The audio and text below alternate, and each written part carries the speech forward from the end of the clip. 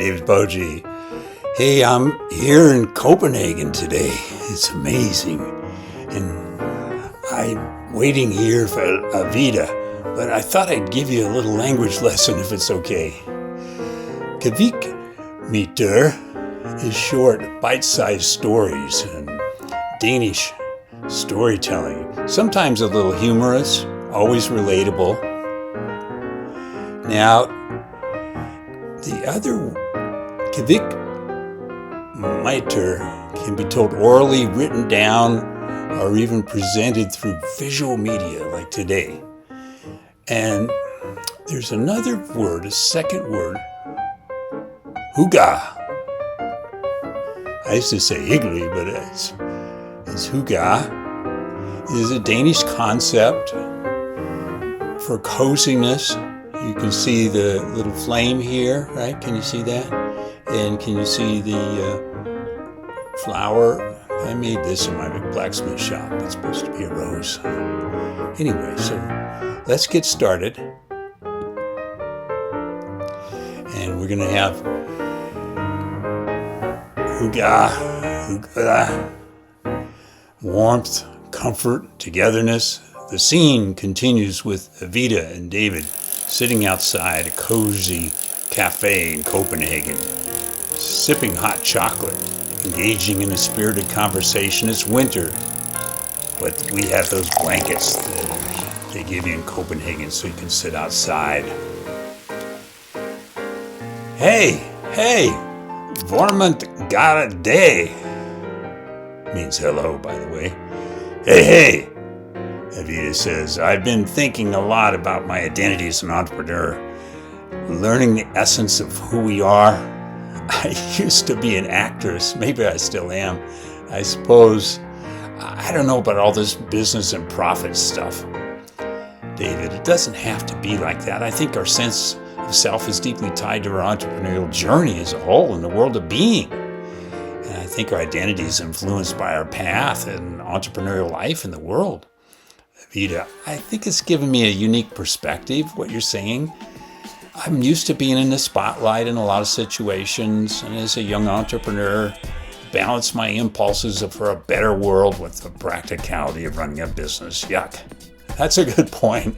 Our sense of self can be both strength and a weakness in entrepreneurship. But the world is relevant here. There's lots to be done for plants and animals, the trees, the water, the air. You know, Heidegger says we're being in the world. Alvida, I'm not really into Heidegger. I prefer Soren Kierkegaard's notions of being and existentialism. Our sense of self is not fixed. It's not who I am as a person. I'm not a business person. All right, exactly. And I think that makes storytelling so important, Alvida. It's not just about sharing the stories. It's about bringing something more nature. Bring your Danish approach to storytelling. Alvida, I couldn't agree more, and I think that's what makes this conversation we're having so important. It's not just about our individual identities and sense of self. It's about how we relate to animals, plants, rivers, the whole world. It's not, I don't like the fake sustainability. Exactly. And I think what makes Myra J. Hurd's work, its intersections of science, technology, and feminist theory so relevant. She's not a self-declared feminist, by the way. She does distinguish between second and third wave feminism. She doesn't really like that distinction. I disagree. And stop with the lecturing. It's kind of condescending, David. Besides, I think there's a clear distinction between second and third wave feminism. Second wave feminism was all about equality and sameness. And third wave feminism is about diversity and intersectionality. David says, forgive my lecture, but it isn't that. It's not what I've learned. People do think that second wave feminism was just a precursor to third wave, but you have to admit that we're still grappling with the same issues of inequality and oppression. Alvida, let's agree to disagree, David. I think second wave feminism was a necessary step in equality, limited in scope, and it didn't address the complexity of intersectionality. So third wave feminism for me. David, okay, as an alternative, consider Karen Barad. She talks about how our sense of self is not separated from the world in space-time mattering. Barad argues that the distinction of second wave and third wave feminism is problematic. Alvida, no, I don't think so, David. And are you seriously instructing me about Barad? I think recognizing our differences is essential to creating a just and equitable society. Yes, David. It's not just about making a profit, David. Oh, this is so frustrating. You're so frustrating. Just as the argument is escalating, a strange glowing light appears in the room. Alvida and David's look around. Alvida said, "What's going on?" David said, "I have no idea, but I think we're in trouble."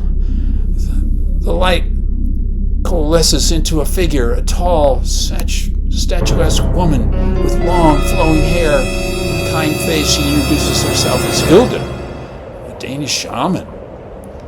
What? Hilda says, "Greetings, travelers.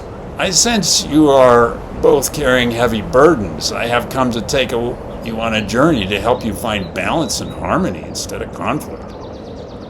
Alvida, what kind of a journey?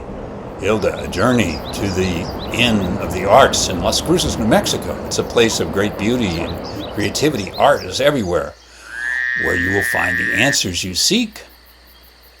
With a wave of her hand, Hilda transports Alvida and David to the Inn of the Arts, a charming bed and breakfast place nestled in the heart of Las Cruces, New Mexico. Alvida, where are we? David, I have no idea, but it looks very familiar. Hilda, you are indeed in New Mexico, and you will find that this place has much to teach you about the power in art and creativity, bringing people together and healing the world.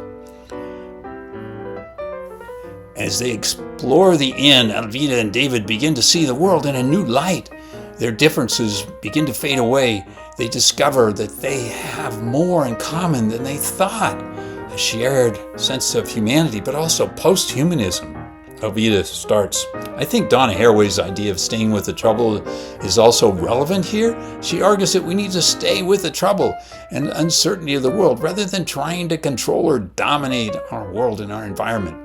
David, yeah, Haraway's work on cyborgs and informatics of domination can be seen as a critique of the singular, coherent second wave and third wave feminism. Hope you don't mind my going back to that.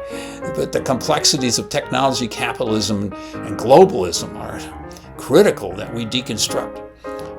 As they explore the inn, Alvida and David begin to see the world in a new light, and their differences begin to fade away. They discover that they have more in common than they thought, and they share this humanity, and they're overcoming or learning to accept their disagreements. David, precisely. It's like Donna Haraway's idea, staying with the trouble. Yes, Alvida noted. This reminds me of something Van Jodenad, founder of Patagonia, once said, "The more you know, the less you need. It is about recognizing the agency of all things."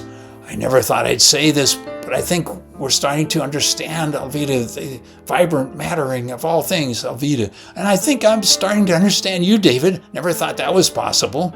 Hilda, I knew you two could find common ground, and now I must take your leave. But remember, the power and art of creativity and storytelling is available to you. With a final smile, Hilda seems to fade, leaving Alvida and David to continue the journey of discovery at the Inn of the Arts.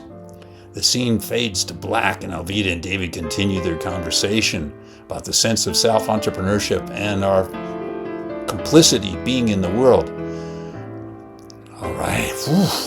Here's some practical quotes from entrepreneurs in Denmark and Sweden. As an entrepreneur, I've learned to be comfortable with uncertainty. Trine Svordengard, Danish entrepreneur. My sense of self is deeply tied to my entrepreneurial journey, and I always have been driven by the desire to create something new and innovative. Anders Holst Poulsen, Danish entrepreneur. It's like that Masaryk McKinney Moda once said, "The most important thing you have is your goal and the courage to follow it." I think my identity as a Swede has influenced my entrepreneurial path. This is from Sophie Ackerman, Swedish entrepreneur. As an entrepreneur, I've learned to be resilient and take calculated risk. But it's worth it in the end. Lars Colden, Danish entrepreneur. I think any sense of self is constantly evolving as an entrepreneur, and I'm always learning and growing. Anna Karin Hatt, Swedish entrepreneur. Here's some practical quotes from Canadian and U.S. entrepreneurs. As an entrepreneur, I've learned to be comfortable with uncertainty and to adapt to the new situations. It's not always easy, but it's worth it in the end. Arlene Dickinson, Canadian. My sense of self is deeply tied to my entrepreneurial journey. I've always been driven by the desire to create something new and innovative. Sarah Blakely, a well-known American entrepreneur. I think my identity as a Canadian has influenced my entrepreneurial path. I've always been proud to be Canadian heritage and trying to incorporate that into my business. Michael Wickerl, Canadian, of course. As the entrepreneur, I've learned to be resilient and take calculated risk. It's not that easy, but it's worth it in the end. Richard Branson, we've heard this quote before. I think my sense of self is constantly evolving as an entrepreneur. Lisa Nichols, American entrepreneur. Well, that about wraps it up. I hope you've enjoyed this session. Here's a Hygge candle and a little bit of flour, just enough to set the atmosphere.